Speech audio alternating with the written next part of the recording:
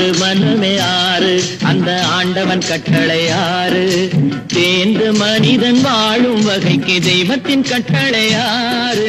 தெய்வத்தின் கட்டளை ஆறு ஆறு மனமே ஆறு அந்த ஆண்டவன் கட்டளை ஆறு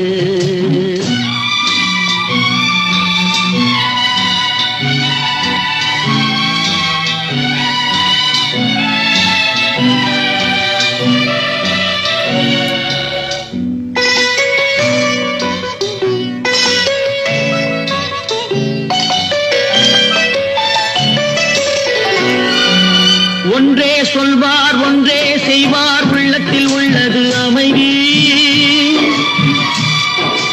இன்பத்தில் துன்பம் துன்பத்தில் இன்பம் இறைவன் வகுத்த நியதி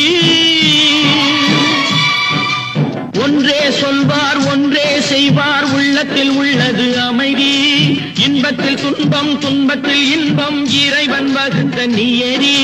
சொல்லுக்கு செய்கை பொன்னாகும் வரும் துன்பத்தில் இன்பம் பட்டாகும்